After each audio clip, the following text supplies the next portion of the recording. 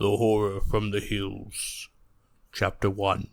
The Coming of the Stone Beast. In a long, low-ceilinged room, adorned with Egyptian, Greco-Roman, Minoan, and Assyrian antiquities, a thin, careless-seeming young man of 26 sat jubilantly humming, as nothing in his appearance or manner suggested the scholar. He wore grey tweeds of Ivy League cut, a pin-striped blue shirt with a button-down collar, and a ridiculously brilliant necktie. The uninitiated were inclined to regard him as a mere supernumerary in his own office. Strangers entered unannounced, and called him young man, at least 20 times a week, and he was frequently asked to convey messages to a non-existent superior. No one suspected, and no one dreamed, until he enlightened them, that he was the lawful custodian of the objects about him, and even when he revealed his identity, people surveyed him with distrust, and were inclined to suspect that he was ironically pulling their legs. Algernon Harris was the young man's name, and postgraduate degrees from Yale and Oxford set him distinctly apart from the undistinguished majority. But it is to his credit that he never paraded his erudition, nor succumbed to the impulse, almost irresistible in a young man with academic affiliations, to put a Ph.D. on the title page of his first book. It was this book which had endeared him to the directors of the Manhattan Museum of Fine Arts, and prompted their ununanimous choice of him to succeed the late Halpin Chalmers as curator of archaeology, when the latter retired in the fall of the previous year. In less than 6 months, young Harris had exhaustively familiarized himself with the duties and responsibilities of his office, and was becoming the most successful curator that the museum had ever employed. So boyishly ebullient was he, so consumed with investigative zeal, that his field workers contracted his enthusiasm, as though it were a kind of fever, and sped from his presence to trust their scholarly and highly cultivated lives to the most primitive of native tribes, in regions where an outsider was still looked upon with suspicion, and was always in danger of breaking down the thunder. And now they were coming back. For days now they had been coming back, occasionally with haggard faces, and once or twice, unfortunately, was something radically wrong with them. The Simmons tragedy was a case in point. Simmons was a Chang dynasty specialist, and he had been obliged to leave his left eye and a piece of his nose at a Buddhist temple near a place called Fen Chao Fu. But when Algernon questioned him, he could only mumble something about a small malignant face with corpsey eyes that had glared and glared at him out of a purple mist. And Francis Hogarth lost 80 pounds and a perfectly good right arm, somewhere between Lake Rudolph and Navasha in the Anglo-Egyptian Sudan. But a few inexplicable and hence, from a scientific point of view, unfortunate occurrences were more than compensated for by the archaeological treasures that the successful explorers brought back and figuratively dumped at Algernon's feet.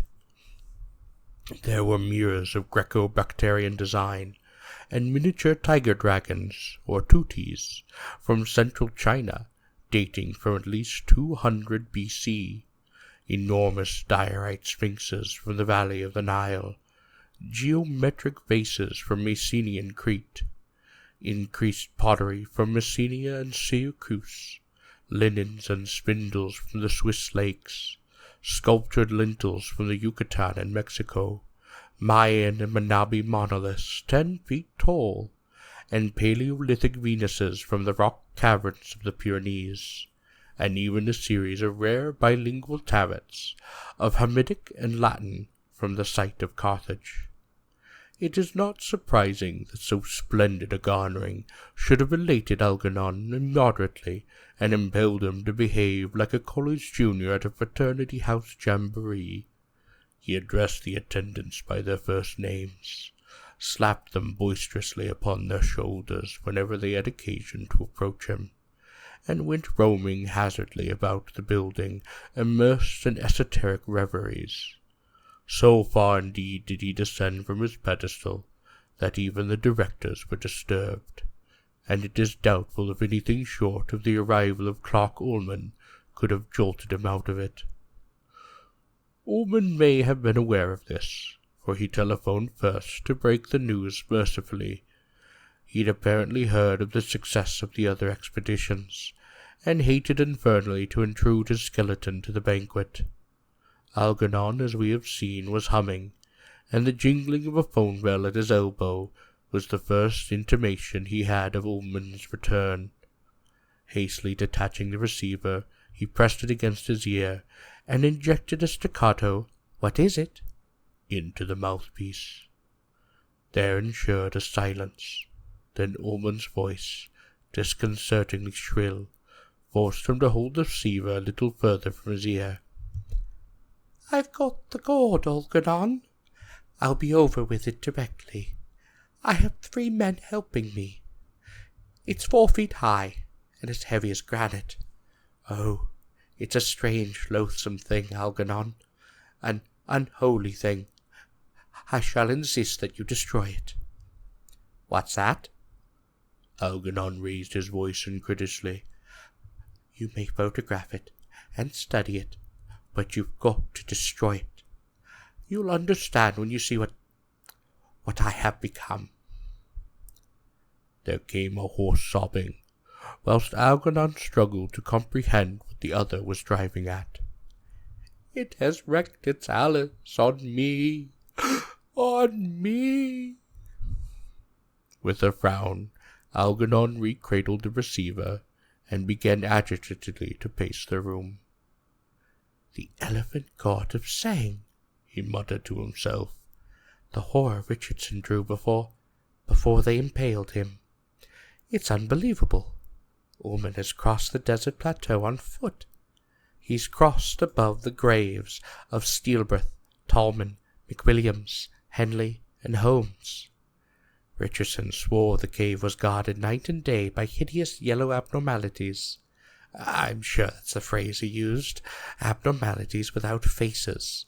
Subhuman worshippers, only vaguely manlike, enthralled to some malign wizardry. He averred they moved in circles about the idol on their hands and knees, and participated in rites so foul that he dared not describe it. Why, his escape was a miracle. He had displayed extraordinary courage and endurance when they had tortured him, and it was merely because they couldn't kill him that the priest was impressed. A man who can curse valiantly after 3 days of agonizing torture must of necessity be a great magician and wonder-worker. But it couldn't have happened twice. Olman could never have achieved such a break. He's too frail. A day on the cross would have finished him. They would never have released him and decked him out with flowers and worshipped him as a sort of subsidiary elephant god. Richardson predicted that no other white man would ever get into the cave alive. Well, and as for getting out, I can't imagine how Olman did it. If he encountered even a few of Richardson's beastmen, it isn't surprising he broke down on the phone. Destroy the statue. Imagine. Sheer insanity, that. Olman is evidently in a highly nervous and excitable state. We shall have to handle him with kid gloves. There then came a knock upon the door. "I don't wish to be disturbed," shouted Algernon irritably. "We got a package for you, sir. The doorman said for us to bring it up here." "Oh, all right, I'll sign for it." The door swung wide, and in walked 3 harshly breathing, shabbily dressed men, staggering beneath a heavy burden.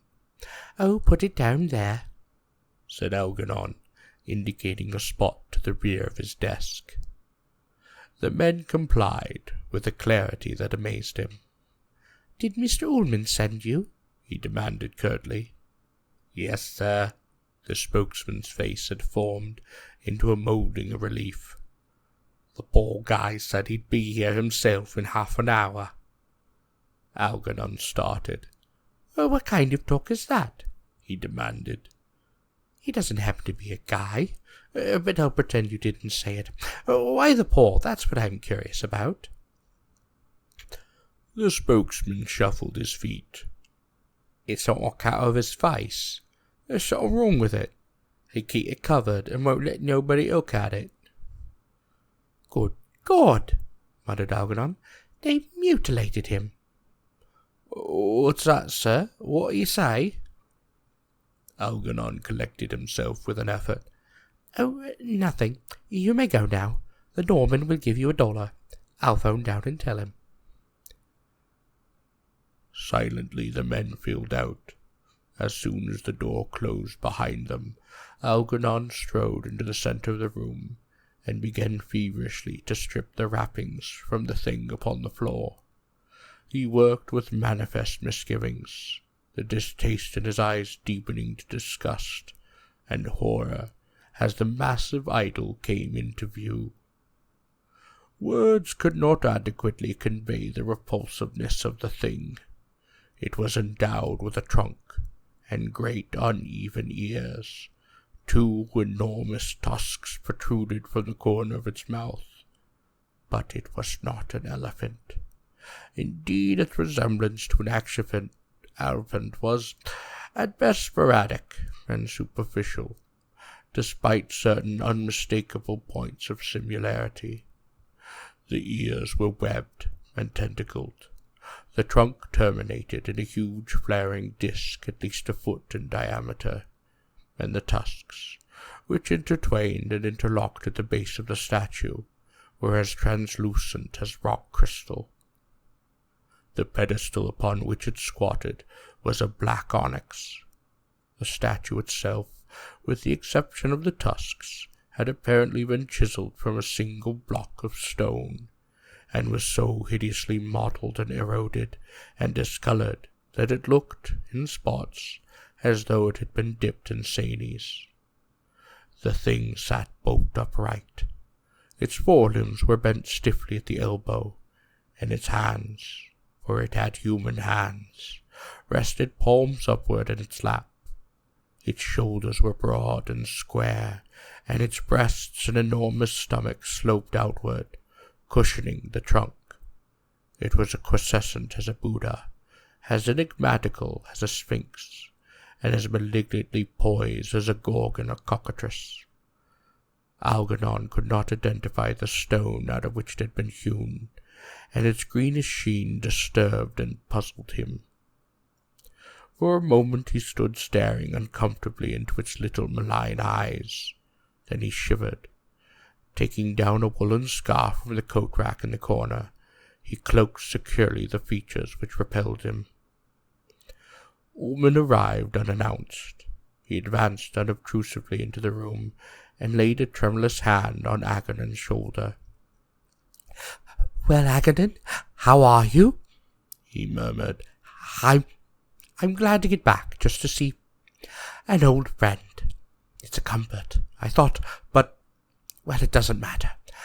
I was going to ask if you knew a good physician, but perhaps I... Startled, Agonon glanced backward over his shoulder and straight into the other's eyes. He saw only the eyes, for the rest of Olman's face was muffled by a black silk scarf. "Clark!" he exclaimed. "By God, you gave me a start!" Rising quickly, he sent his chair spinning against the wall and gripped his friend affectionately by the shoulders. "It's good to see you again, Clark." He sat with a warm cordiality in his voice. "It's good. Why, what's the matter?" Olman had fallen upon his knees and was choking and gasping for breath. I should have warned you not to touch me, he moaned. I cannot stand being touched. But why? The wounds haven't healed, he sobbed. It doesn't want them to heal. Every night it comes and lays the disc on them. I can't stand being touched. Algernon nodded sympathetically. I can imagine what you've been through, Clark, he said. You must take a vacation. I'll have a talk with the directors about you tomorrow, in view of what you've done for us. I'm sure I can get you at least 4 months. You can go to Spain and finish your glimpses into prehistory. Paleontological anthropology is a soothing science, Clark. You'll forget all about the perplexities of a mere archaeological research when you start poking about among bones and artifacts that haven't been disturbed since the Pleistocene.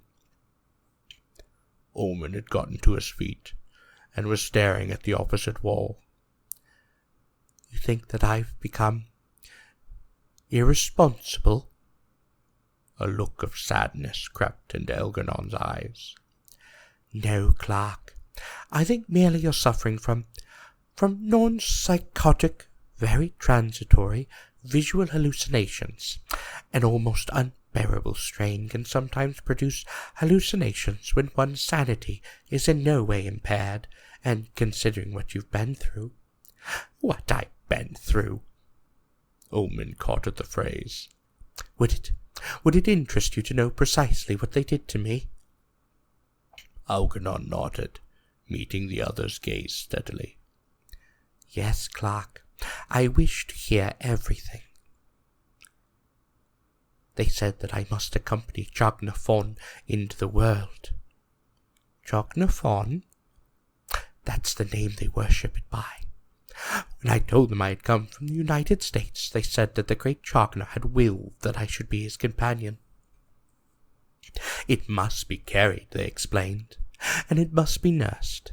If it is nursed and carried safely beyond the rising sun, it will possess the world. And then all things that are now in the world, all creatures and plants and stones, will be devoured by great Chagnon. All things that are and have been will cease to be, and great Chagnon will fill all space with its oneness. Even its brothers it will devour. Its brothers who will come down from the mountains, ravening for ecstasy when it calls to them. They didn't use precisely that term, because ecstasy is a very sophisticated word, peculiar to our language, but that's the closest I could come to it. In their own aberrant way, they were quite the opposite of unsophisticated. I didn't protest when they explained this to me. I was precisely the kind of break I had been hoping for. I had studied Richardson's book, you see, and I had read enough between the lines to convince me that Chagnon's devotees were growing a little weary of it. It wasn't a very pleasant deity to have around. It has some regrettable and very nasty habits. A deep horror was taking shape in Olman's eyes. You must excuse my levity. When one is tottering on the edge of an abyss, it isn't always expedient to dispense with irony. Were I to become wholly serious for a moment, were I to let what I believe, what I know to be the truth behind all that I'm telling you, coalesce into a definite construction in my mind, I should go quite mad. Let us call them merely regrettable habits. I guessed, as I say, that the guardians of the cave were not very enthusiastic about retaining Chagnon indefinitely. It made depredations. The guardians would disappear in the night, leave their clothes behind them, and the clothes, upon examination, would yield, something rather ghastly. But however much you savage may want to dispose of his god, the thing isn't always feasible. It would be the height of folly to attempt to send an omnipotent deity on a long journey without some adequate justification. An angered god can take vengeance even when he is on the opposite side of the world. And that is why most barbarians who find themselves saddled with a deity they fear and hate are obliged to put up with it indefinitely. The only thing that can help them is a legend. Some oral or written legend that will enable them to send their ogre packing without ruffling its temper. The devotees had such a legend. At a certain time, which the prophecy left gratifying and definite, Chagnon was to be sent out into the world. Well, it was to be sent out to possess the world to its everlasting glory. It was also written that those who sent it forth should be forever immune from its anger. I know of the existence of this legend.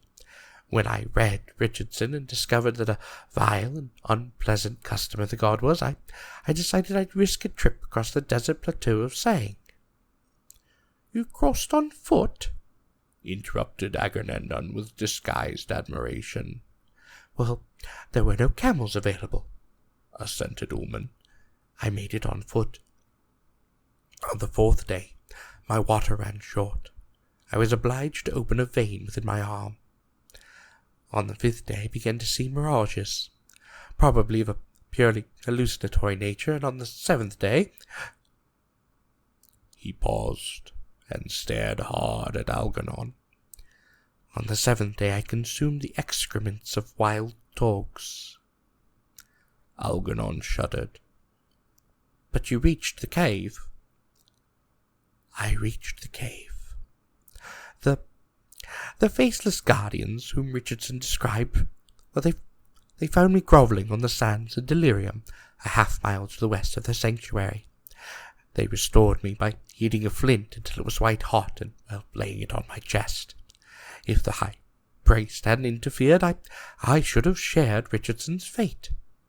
"Good God!" "Yes. The high priest was called Chunga. He was devilishly considerate.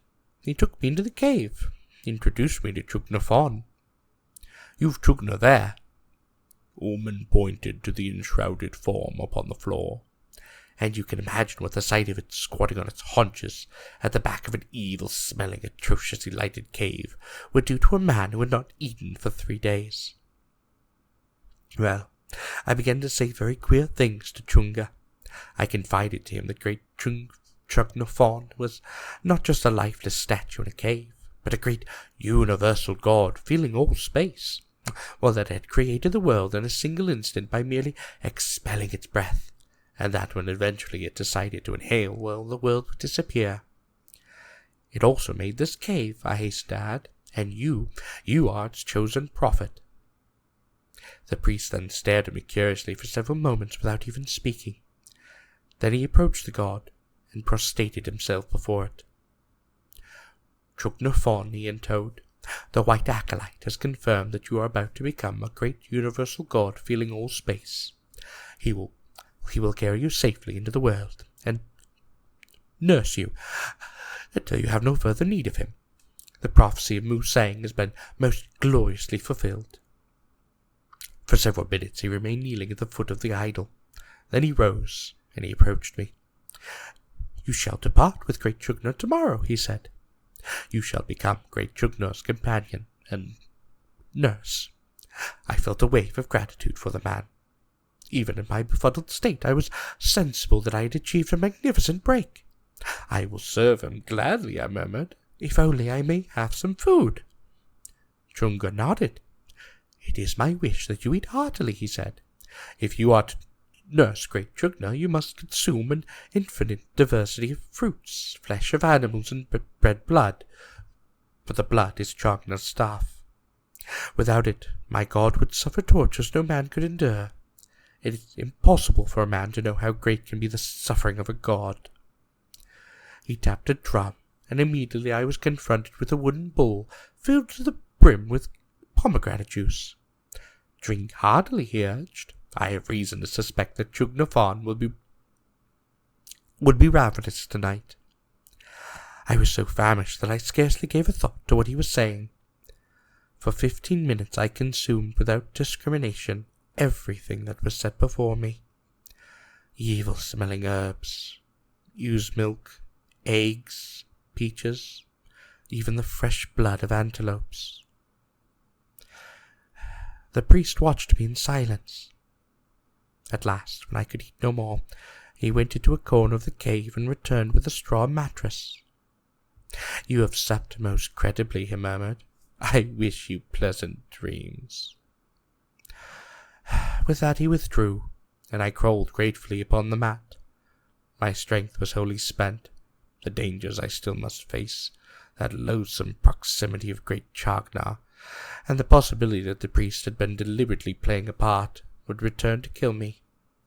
They were all swallowed up in a physical urgency that bordered on delirium, and relaxing upon the straw, I shut my eyes, and fell almost instantly into a deep sleep.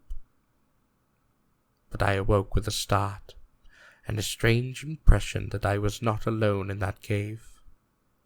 Even before I opened my eyes, I knew that something unspeakably malign was crouching or squatting upon the ground beside me. I could hear it breathing in the darkness, and the stench of it strangled the very breath in my throat. Slowly, oh very slowly, I endeavored to rise. An unsurpassably ponderous weight descended upon my chest, and it hurled me to the ground. I stretched out my hands to disengage it, and I met with an iron resistance. A solid wall of something cold, slimy, and impeccable rose up into the darkness to thwart me. In an instant I was fully awake, and calling frantically for assistance. But no one came to me. Even as I screamed, the wall descended perpendicularly upon me, and lay clammily upon my chest. An odor of corruption surged from it, and when I tore at it with my fingers it made a low gurgling sound, which gradually increased in volume till it woke echoes in that low vaulted ceiling. The thing had pinioned my arms, and the more I twisted and squirmed, the more agonizingly it tightened about me. The constriction increased until breathing became a torture, until all my flesh palpitated with pain. I wiggled, twisted. I bit my lips through in an extremity of horror. Then abruptly that pressure ceased, and I became aware of two unblinking, flesh-white eyes glaring translucently at me through the darkness. Agonizing, I sat up, ran my hands over my chest and arms. My fingers encountered a warm wetness, and with hideous clarity was borne in on me that the creature had been feasting on my blood. That revelation was very close to mind-shattering. I was on my feet in an instant, trying desperately not to succumb to panic, but knowing, deep in my mind, that it would be a losing battle. A most awful terror was upon me, and so unreasoning became my desire to escape from that fearsome, vampirish obscenity, that I retreated straight toward the throne of Chagnon. It loomed enormous in the darkness, a refuge, a sanctuary. The wild thought came to me that if I could scale the throne and climb upon the lap of that god, that horror might cease to molest me. Malignant beyond belief it undoubtedly was, but I refused to credit it with more than animalistic intelligence. Even in that moment of infinite peril, as I groped shakingly toward that rear of the cave, my mind was involving a conceit to account for it. It was undoubtedly, I told myself, some cave-lurking survival from the age of reptiles, some atavistic and predatory abnormality that had experienced no necessity to advance on its course of evolution. It was more than probable that all backboned animals above the level of fishes and amphibians originate in Asia, and I had recklessly conveyed myself to the hoariest section of that primeval continent. Was it after all so amazing that I should have encountered, in a dark and inaccessible cave, on a virtually uninhabited plateau, a reptilian predator, endowed with the rapacity of that most hideous of blood-sucking animals, the vampire bat of the tropics? It was just short of destructive conceit, and it sustained me, made me desperate, groping for some kind of certainty, seemed the opposite of wasted, until I reached the throne of great Chagnon. I fear that up to that instant my failure to suspect the truth was, well, downright idiotic. There was only one adequate explanation for what had occurred. But it wasn't until I actually ascended the throne and began to feel about in the darkness for the body of Chagnon that the truth rushed in upon me. For great Chagnon had forsaken its throne.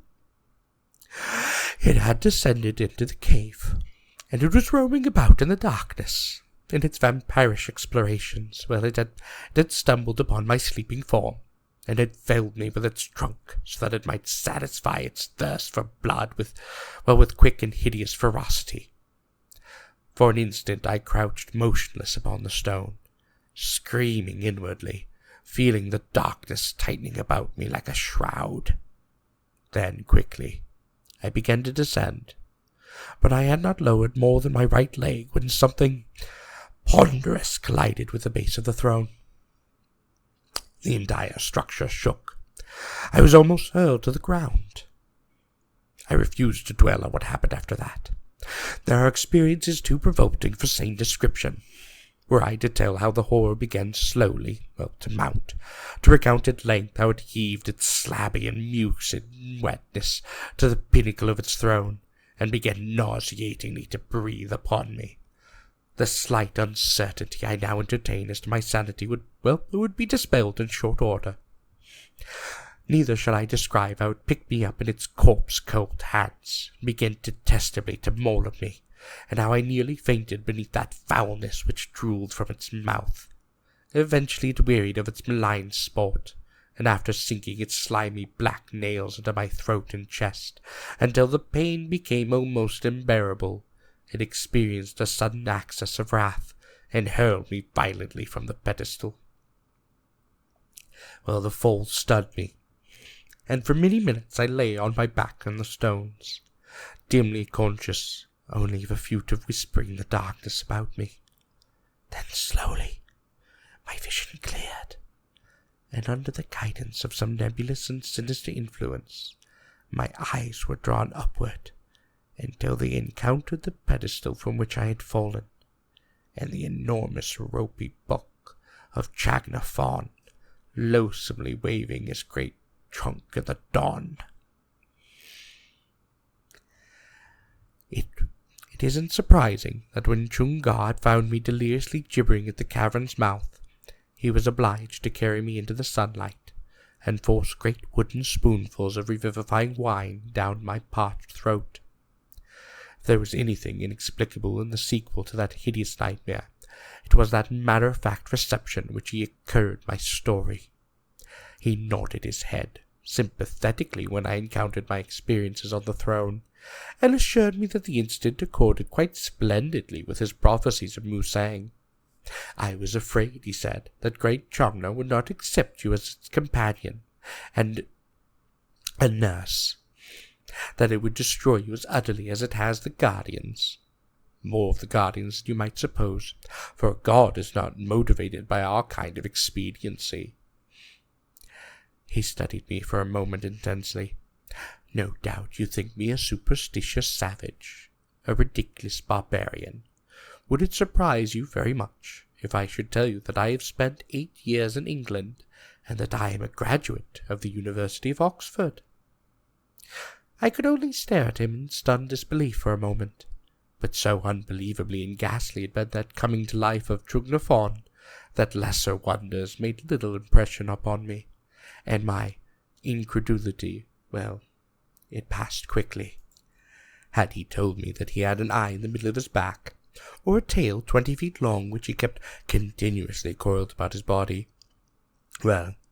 I should have evinced little surprise. I doubt indeed if anything short of a universal cataclysm could have roused me from my dazed acceptance of revelations which, under ordinary circumstances, I would have deemed as preposterous. Oh, it astonishes perhaps that I should have cast my lot with filthy primitives in this loathsome place, and that I should have so uncompromisingly menaced your countrymen. A wistfulness crept into his eyes. Your Richardson was a brave man. Even Chagnon was moved to compassion by his valor. He gave no cry when we drove wooden stakes through his hands and impaled him. For 3 days he defied us. Then Chagnon tramped toward him in the night and set him at liberty. You may be sure that from that instance we accorded him every consideration. Well, but to return to what you would undoubtedly call my perverse and atavistic attitude, why do you suppose I choose to serve Chagnon? His recapitulated of what he had done to Richardson had awakened in me a confused but violent resentment.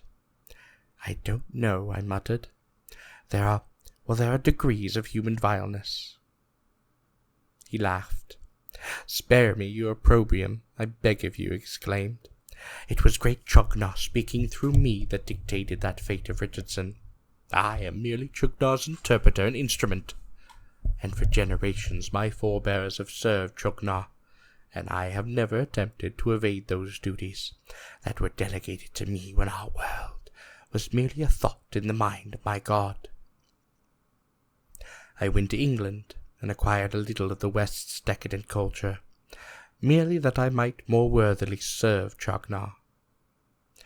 Don't imagine for a moment that Chagnon is a beneficent god.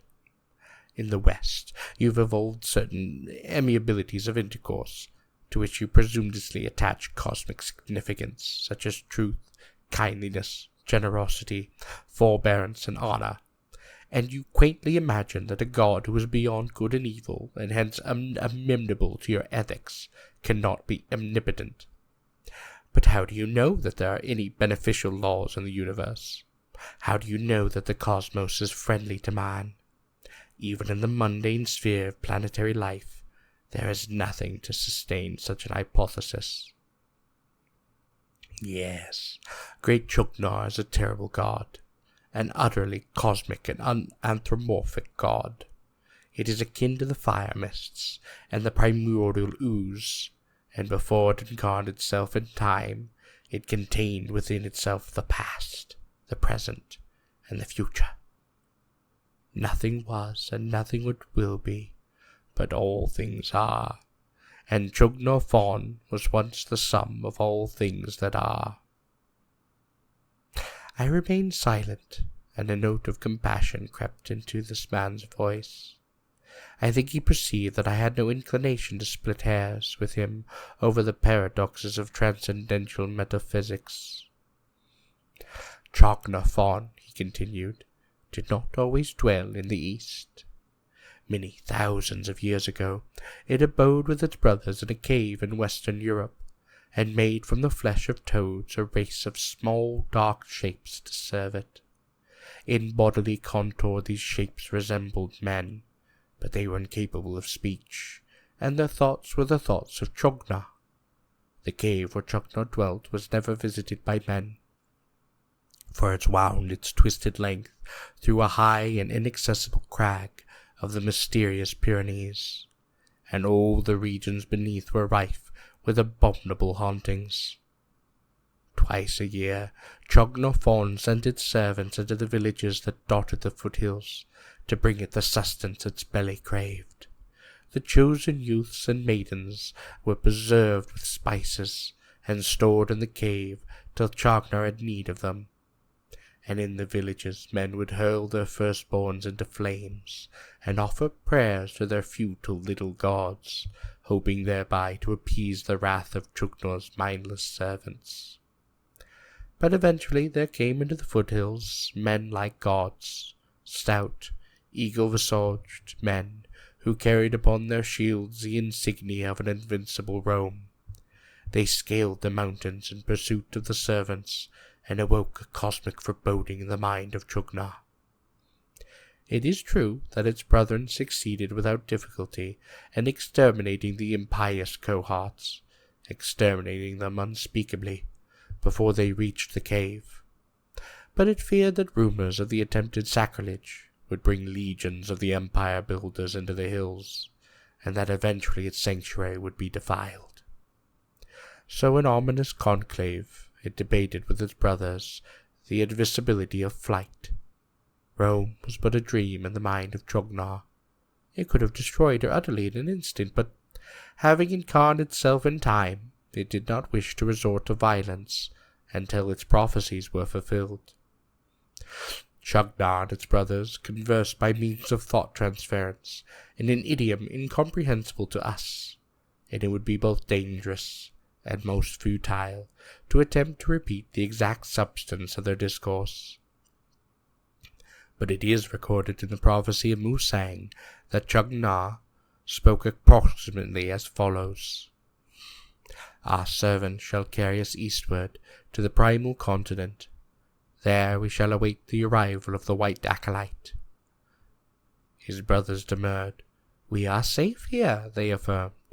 No one will scale the mountains again, for the doom that came to Pompeo will reverberate in the dreams of prophets, till Rome is less to be feared than moon-dim Nineveh or Mudus griddled Ur.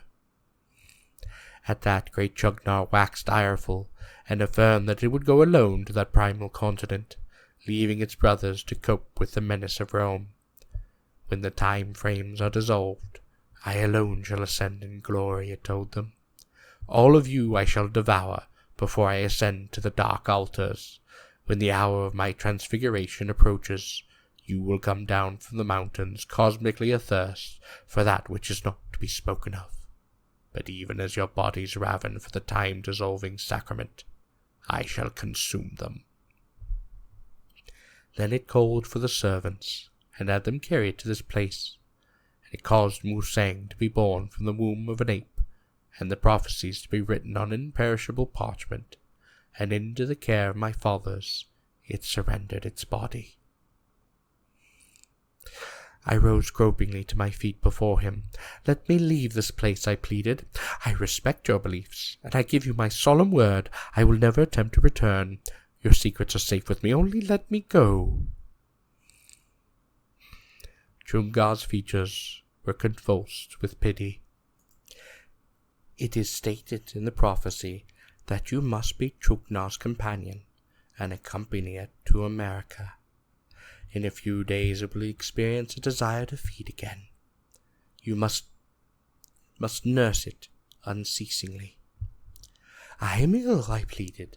I cannot carry Chugna Fawn across the desert plateau. I will have the guardians assist you, murmured Chunga soothingly. You shall be conveyed in comfort to the gates of Lhasa, and from Lhasa to the coast it is less than a week's journey by caravan. I realized then how impossible it would be for me to depart without great Chugna. Very well, Chunga, I said. I submit to the prophecy. Chugna shall be my companion, and I shall nurse it as diligently as it desires. There was definitely a ring of insincerity in my speech. It was not lost on Chunga. He approached very close to me and peered deep into my eyes. If you attempt to dispose of my God, he warned, its brothers will come down from the mountains and tear you indescribably. He saw perhaps that I wasn't wholly convinced, for he added in an even more ominous tone, that it has laid upon you the mark and seal of a flesh-dissolving sacrament. If I destroy it, the sacrament will be consummated in an instant. The flesh of my body will turn black and melt away like tallow in the sun. I would become a seething mass of corruption. Olman paused, a look of unutterable torment in his eyes. There isn't much more to my story, Algernon. The guardians carried us safely to Lhasa, while a fortnight later I reached the Bay of Bengal, accompanied by 100 ragged, gaunt-visaged Mechanants from the temples of some obscure Indian villages. There was something about our caravan that had attracted them, and all during the voyage from Bengal to Hong Kong, the Indian and Tibetan members of our crew would steal stealthily to my cabin at night. They would look in on me, and I had never before seen human faces quite so distorted with superstitious terror. Don't imagine for a moment that I don't share their awe and fear of the thing I was compelled to companion. Continuously I longed to carry it upon the deck, cast it deep into the sea. Only that memory of Chunga's warnings, and the thought of what might happen to me if I disregarded it, well, that kept me chained and submissive. It was not until weeks later, when I had left the Indian and most of the Pacific behind me, that I discovered how unwise I had been to heed his vile threats. If I had resolutely hurled Chagnon into the sea, that shame and the horror might never have come upon me. Olman's voice was rising, becoming more shrill and hysterical. Chagnon is an awful and mysterious being, a repellent and obscene and lethal being. But how do I know that it is omnipotent? Well, Chunga may have maliciously lied to me. Chagnon may be merely an extension or distortion of inanimate nature, some hideous process as yet unobserved and unexplained by our science of the West. Maybe noxiously at work in desert places all over our planet to produce such fiendish anomalies. Perhaps parallel to some protoplasmic life on the Earth's crust is this other abhorrent and hidden life, the revolting sentiency of stones that aspire of earth shapes, both parasitic and bestial, that wax agile in the presence of man. Did not Cuvier believe that there had been not one but an infinite number of creations, and that as our Earth cooled after its departure from the sun, a succession of vitalic phenomena appeared upon its surface?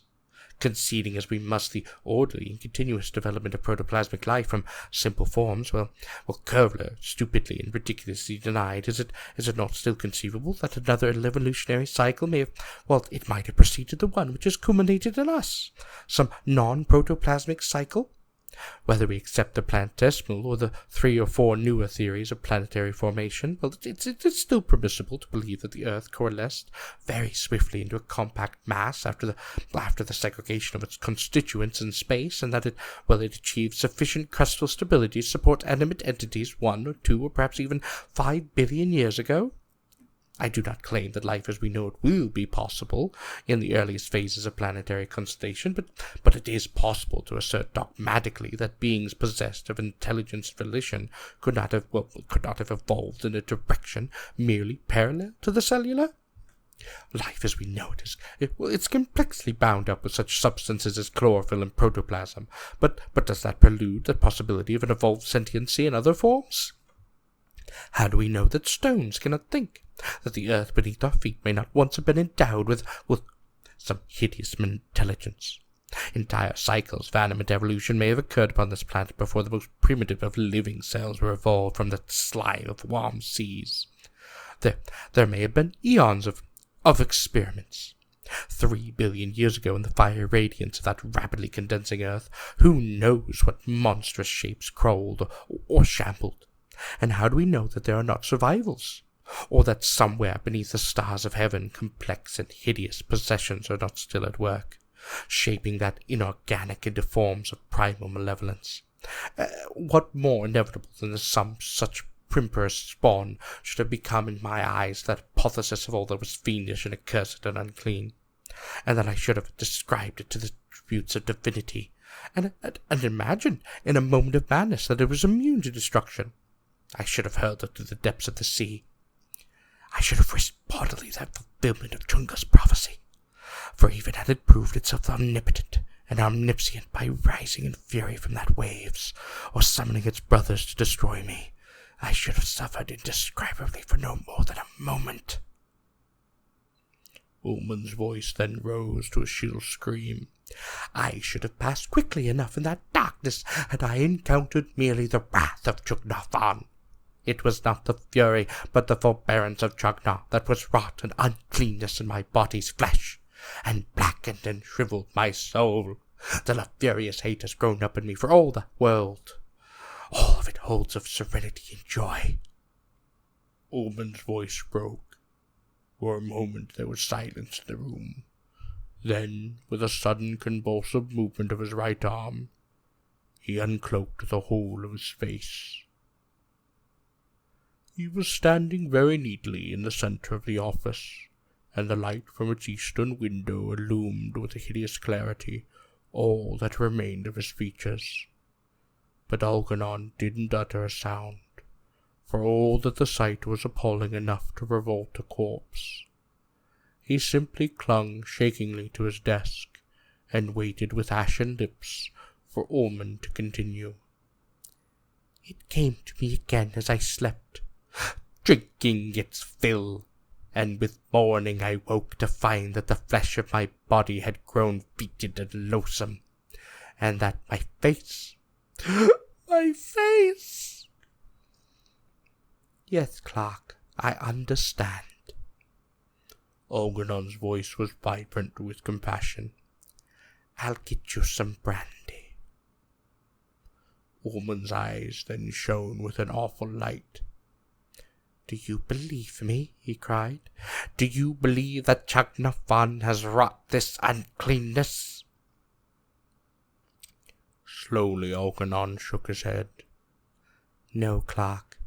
Chagnon is nothing but a stone idol, sculptured by some Asian artist with a quite exceptional talent, however primitive he may have been in other respects.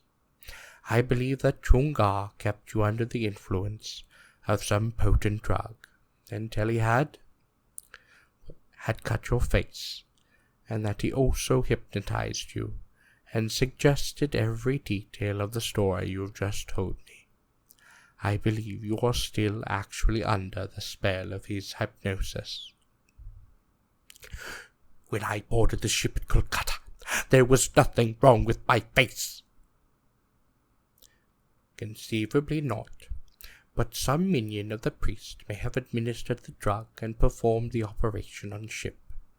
I can only guess at what happened, of course, but it is obvious that you are the victim of some hideous charlatanry. I have visited India, Clark. I have a very keen respect for the hypnotic endowments of the Oriental. It's ghastly and unbelievable how much a Hindu or a Tibetan can accomplish by simple suggestion. I fear that you would doubt." Olman's voice then rose to a shriek. "But I swear to you—" The sentence was never finished. A hideous pallor overswept the archaeologist's face. His jaw sagged, and into his eyes there crept a look of panic fright. For a second he stood clawing at his throat, like a man in the throes of an epileptic fit. Then some invisible force, seemed to propel him backward. Choking and gasping, he staggered against the wall, threw out his arms in a gesture of frantic appeal. "Keep it off!" he sobbed. I can't breathe! I can't!" With a cry, Algernon leapt forward, but before he reached the other side, the unfortunate man had sunk to the floor, and was moaning and gibbering, and rolling about in a most